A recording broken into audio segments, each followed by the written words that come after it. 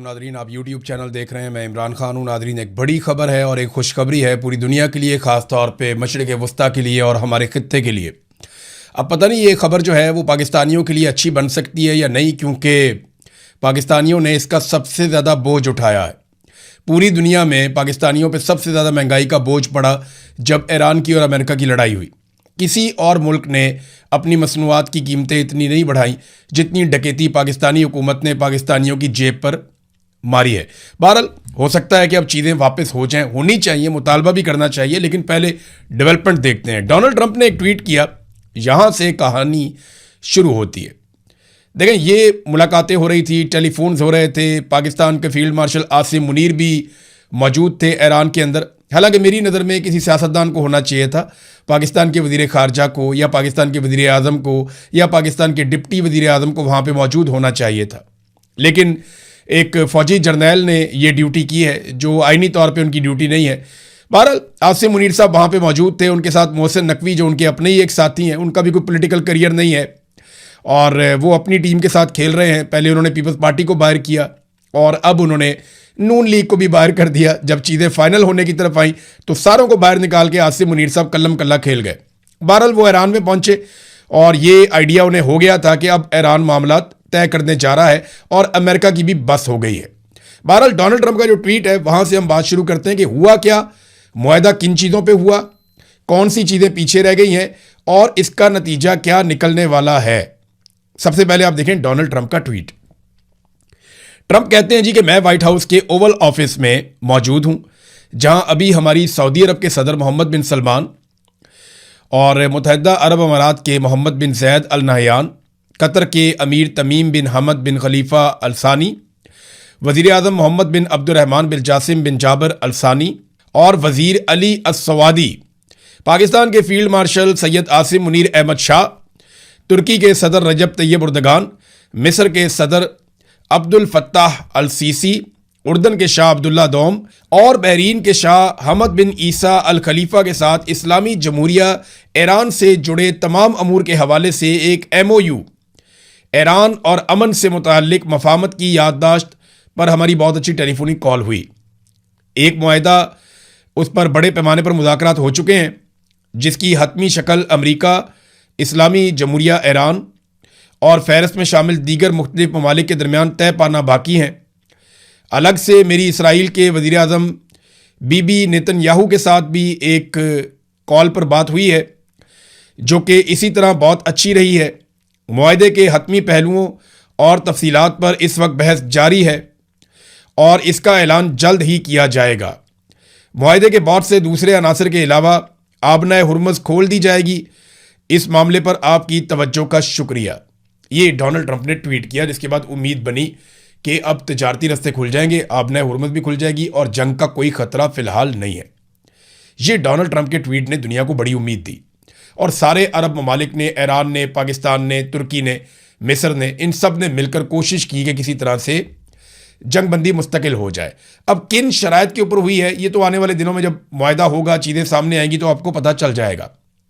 कुछ दावे Donald Trump की जानिब से किए गए, कुछ ईरान की जानिब से किए गए, लेकिन अल जज़ीरा ने कुछ रिपोर्ट किया। उससे पहले मैं आपको बताऊं कि वाशिंगटन टाइम्स ने एक खबर दी। उन्होंने कहा तवक्को है कि अमेरिका और ईरान अगले 24 घंटों के अंदर अमन मुआहदे के मुसव्वदे का ऐलान कर देंगे। रिपोर्ट्स के मुताबिक दोनों अतराफ के आला हुकाम ने इस तजवीज़ की मंजूरी दे दी है, जिस पर अब कौमी रहनुमाओं की हतमी मंजूरी का इंतज़ार है। इस मुआहदे का मकसद मौजूदा 6 हफ्तों की जंगबंदी को एक मुस्तकिल अमन मुआहदे में तब्दील करना है। ये जनाब वाशिंगटन टाइम्स ने यह कहा कि अब मुस्तकिल अमन मुआहदा हो जाएगा। अल जज़ीरा के रिपोर्टर हैं अली हाशिम। उन्होंने जो दावा किया इस मुआहदे के जो अभी तक के नकात सामने आए उस हवाले से, तो उन्होंने कहा जनाब के दर्ज झेल नकात इसमें शामिल हैं। नंबर 1, उन्होंने कहा लबनान समेत तमाम महाजों पर जंग का खात्मा हो जाएगा। नंबर 2, ईरान के मुंजमद किए गए कई अरब डॉलर्स के फंड्स फौरी तौर पे बहाल हो जाएंगे। नंबर 3, उन्होंने कहा अमरीकी बहरी नाकाबंदी का खात्मा हो जाएगा और आबनाए हुर्मुज़ को खोल दिया जाएगा। नंबर 4, उन्होंने कहा जी ईरान के करीबी इलाकों से अमरीकी अफवाज पीछे हट जाएंगी। फिर उन्होंने कहा कि उसके बाद फरीकैन के पास जौहरी मामले पर मुत्तफिक होने के लिए 30 दिन का वक्त होगा। बाहमी रजामंदी से इन 30 दिनों में तौसी की जा सकती है। इन 30 दिनों के दौरान आबने हुर्मुज़ से बहरी जहाज़ों की आमदोरफ्त को आसान बनाया जाएगा। ईरान के मुताबिक आबने हुर्मुज़ का इंतज़ाम ईरान और ओमान का बाहमी मामला होगा और इस सिलसिले में मस्कत के साथ मुज़ाकरात जारी हैं। मस्कत ओमान का दारुल हुकूमत है। तो नाज़रीन, अमेरिका ने इसमें हासिल क्या किया? अगर ये मुआहदा है तो फिर तो ईरान जीत गया। अमेरिका ने तो कुछ भी हासिल नहीं किया। रजीम चेंज नहीं हो पाया, ईरान के टुकड़े करने थे नहीं हो पाया, ईरान की सलाहियतें ख़त्म करनी थी नहीं हो पाया, एटमी मामलात के ऊपर मुज़ाकरात करने थे तो वो तो पहले भी हो रहे थे। जंग से पहले मुज़ाकरात ही तो चल रहे थे जिनमें से उठ के अमेरिका ने जंग कर दी। अगर उन्हीं मुज़ाकरात की मेज़ के ऊपर दोबारा बैठना है अमेरिका ने तो इतनी लड़ाई करने का फ़ायदा क्या हुआ? और अगर आबना हुर्मुज़ ही खुलवानी थी तो वो तो जंग से पहले भी खुली हुई थी और वो भी ईरान कह रहा है कि मस्कत के साथ मिलकर हम करेंगे। इसमें एक खबर आई हुई है, वो खबर मैं आप तक ज़रूर पहुंचा देता हूं क्योंकि ये ईरान का जो फारस न्यूज़ है उसने ये दावा किया है। पहले ये खबर आपको मैं बता देता हूं। ईरान का कहना है कि आबना हुर्मुज़ के मामूल पर आने से मुताल्लिक ट्रंप का दावा झूठा है। ईरान के मुताबिक अगर बहरी जहाज़ों की आमदोरफ्त दोबारा बढ़ जाती है तब भी आबना हुर्मुज़ पर मुकम्मल कंट्रोल उसी का रहेगा, जिसमें बहरी रास्ते, औकात कार, इजाज़तनामे और गुजरने के कवानीन शामिल हैं। ईरान ने यह भी कहा है कि किसी किस्म के जौहरी वादों पर कोई बातचीत नहीं हुई है और दावा किया है कि अमरीकी हुकाम ने उन्हें बताया है कि ट्रंप की सोशल मीडिया पोस्टों का मकसद बुनियादी तौर पर उनके अंदरूने मुल्क मीडिया और सियासत है, तो आप उससे मुतासर ना हों। एक बड़ी मज़े की बात जो है वो ईरानी वजारत खारजा के तर्जुमान ने भी की है। इस्माइल बकाई, आप जानते हैं, आपने उनकी शक्ल बहुत दफ़ा देखी है इस बीच में। उन्होंने जो एक बात की ना, उन्होंने नाम किसी का नहीं लिया लेकिन इसके अंदर है पूरी कहानी। उन्होंने एक पुराना वाकया सुनाया। ईरान की तारीख बहुत लंबी है, मैंने इसके ऊपर एक डॉक्यूमेंट्री की है, अभी हमने चलाई नहीं, थोड़ा सा मैं उसके ऊपर प्रोडक्शन पे काम कर रहा हूँ। वो डॉक्यूमेंट्री आपको हम एक आधे दिन में, हो सकता है आज ही आपको शाम को हम दिखा दें। तो उन्होंने अपने स्टेटमेंट में कहा कि रोमियों के जहन में रोम ही दुनिया की सबसे बड़ी ताकत था या ताकत का मरकज था, लेकिन ईरानियों ने इसका वहम चकनाचूर कर दिया था जब मार्कस जूलियस फिलिप्स उसने फारस के खिलाफ मशरिक की तरफ चढ़ाई की। तो इस मुहिम का नतीजा रूमी फतह की सूरत में नहीं निकला बल्कि ये सासानी शराइत पर कायम होने वाले अमन पर ख़त्म हुआ। शहनशाह को समझौता करना ही पड़ा, यानी शहनशाह को समझौता करना ही पड़ा। ये जो इन्वर्टेड कोमास के अंदर उनका जुमला है ना, ये है सारी कहानी कि शहनशाह को समझौता करना ही पड़ा। तो डोनाल्ड ट्रंप को समझौता करना ही पड़ा। अब ईरान की शराइत पे हुआ या अमेरिका की शराइत पे हुआ, ये तो जब मुकम्मल होगा तब पता चलेगा।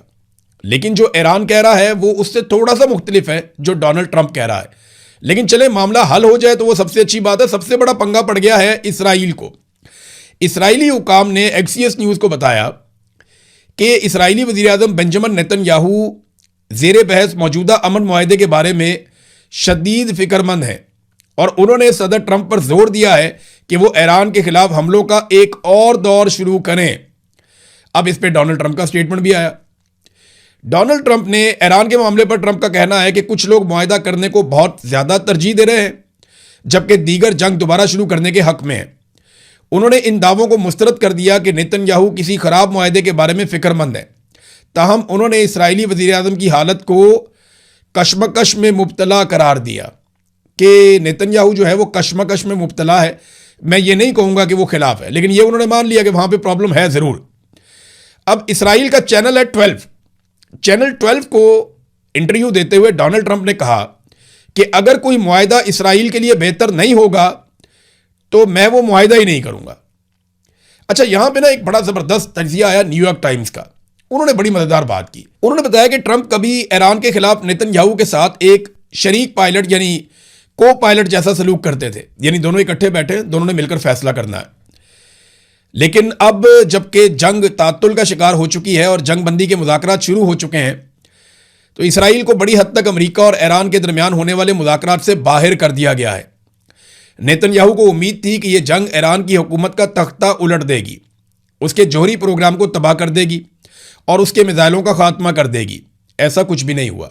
देखिए, मैंने आपको बताया था कि यही वो 3 बड़ी चीज़ें थीं जिसके लिए ये जंग शुरू की गई थी। नंबर 1, ईरान की हुकूमत का तख्ता उलटकर अपने लोगों को वहाँ ले जाकर उनको इक़्तिदार में बैठा देना। नंबर 2, ईरान का जौहरी प्रोग्राम हमेशा के लिए ख़त्म कर देना।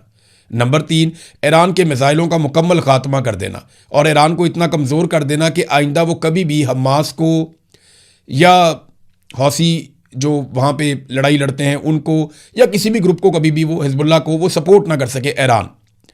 तो ये जनाब एक टारगेट्स थे, टारगेट तो पूरे हुए नहीं। अब इसके बरक्स ट्रंप ने तनाज़े को ख़त्म करने की तरफ रुख मोड़ लिया है, जिससे इसराइल पसे मंज़र में चला गया है और किसी भी हतमी मुआहदे पर उसका असर रसूख बहुत महदूद हो गया, यानी इसराइल को मुंह नहीं लगा रहा। इसराइली हुकाम अब ये जानने के लिए कि वाशिंगटन और तेहरान के दरमियान क्या बातचीत चल रही है, इलाकाई राब्तों और इंटेलिजेंस मालूमात जमा करने पर इन्हिसार कर रहे हैं। नेतन्याहू के लिए इसके असरात स्ट्रेटजिक होने के साथ साथ सियासी भी हैं, क्योंकि उसका तो सारा कुछ ही दांव पे लगा हुआ था। डोनाल्ड ट्रंप को तो समझ आ गई कि मैं जितना इस लड़ाई को लिंगर ऑन करूंगा, ईरान ने हार तो माननी नहीं। इस जंग को हम जीत नहीं सकते, अपने मुल्क से इतनी दूर हम पहुंचे हुए हैं, वहां पे हमारे फौजियों की लाशें मजीद आएंगी।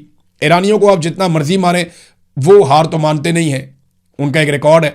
लिहाजा डोनाल्ड ट्रंप को समझ आ गई जितना टाइम गुजारूंगा उतना गंदा हो जाऊंगा। यहां से निकलते हैं, कहीं और से कमी पूरी करने की कोशिश करते हैं।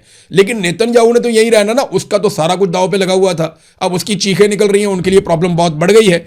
नेतन्याहू के लिए इसके असरात स्ट्रेटेजिक होने के साथ साथ सियासी भी हैं। ये न्यूयॉर्क टाइम लिख रहा है।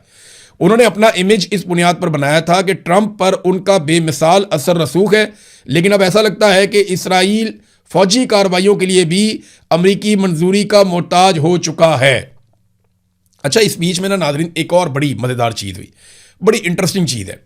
डोनाल्ड ट्रंप ने एक पोस्ट कर दी जज्बाती होकर, और फिर थोड़ी देर के बाद वो पोस्ट डिलीट कर दी। मुझे ऐसा लगता है कि जिसका नाम लेकर उन्होंने ये पोस्ट की थी, उन्होंने ही राब्ता करके कहा कि जनाब मैंने तो ऐसी कोई बात नहीं की, लिहाजा डिलीट करो।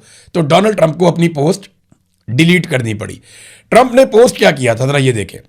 पोस्ट किया, शुक्रिया सदर उर्दगान, यानी तुर्की के सदर तैयब उर्दगान का उन्होंने शुक्रिया अदा किया। और इसके बाद कौमों के अंदर लिखा कि सदर ट्रंप वो रहनुमा है जिसका दुनिया सदियों से इंतजार कर रही थी।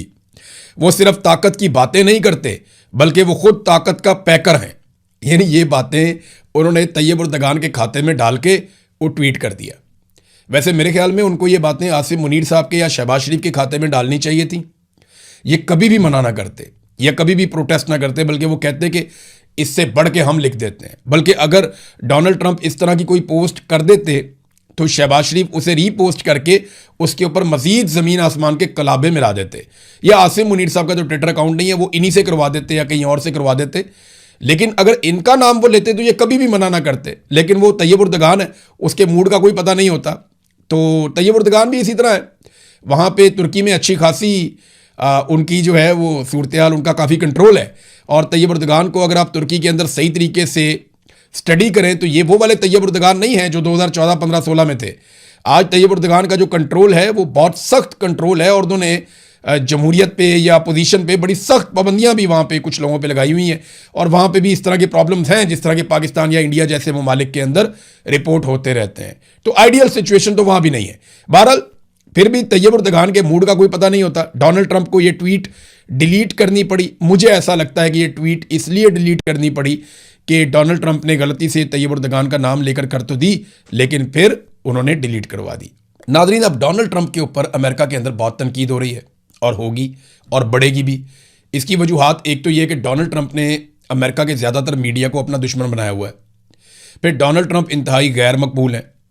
फिर मरे हुए को तो और मारते हैं लोग, जो बहुत बदनाम हो जाए, जिसकी पॉलिसीज़ से लोग नाराज़ हो जाएं, फिर उसका तो इंतज़ार करते हैं कोई गलती करे।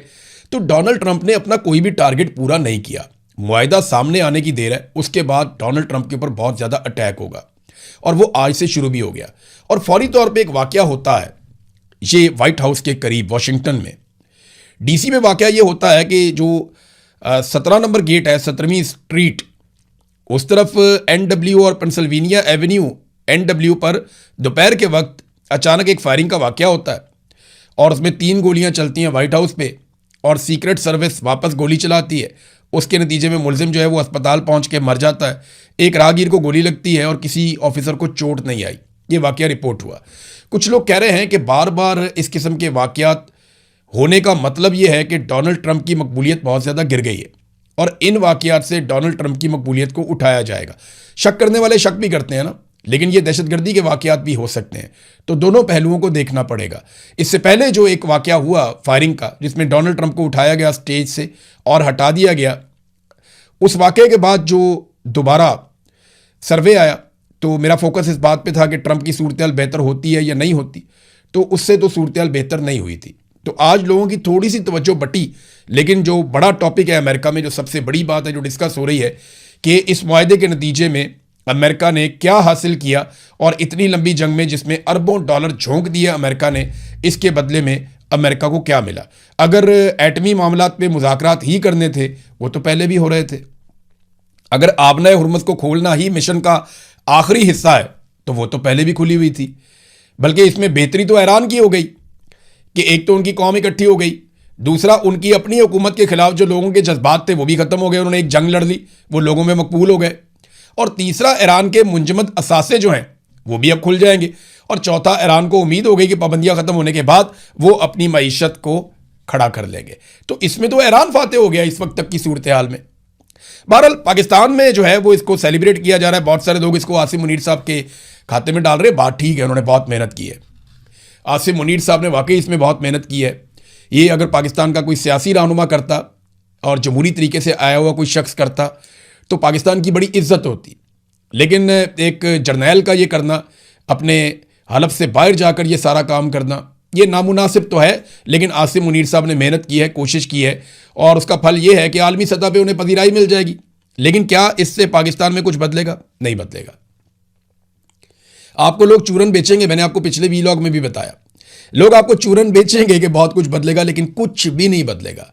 पाकिस्तान में जब तक सियासी इस्तेहकाम नहीं आता, तब तक पाकिस्तान खुद से आगे नहीं बढ़ सकता। ये हो सकता है आपको कर्जा ज़्यादा मिल जाए, आपको पैसा मिल जाए, आसान शराइत पे मिल जाए, आपको दुनिया थोड़ा बहुत सपोर्ट कर दे, ना पाकिस्तान में सरमायाकारी आएगी, ना पाकिस्तान के अंदर लोग पैसा खर्च करेंगे, ना पाकिस्तान के अंदर मईशत का पहिया चलेगा, ना पाकिस्तान आगे बढ़ेगा, जब तक पाकिस्तान के अंदर सियासी इस्तेहकाम नहीं आता। और पाकिस्तान में सियासी इस्तेहकाम तब तक नहीं आएगा जब तक आसिम मुनीर साहब अवाम के साथ जो उन्होंने एक ज़िद लगाई हुई है वो ज़िद ख़त्म नहीं कर देते।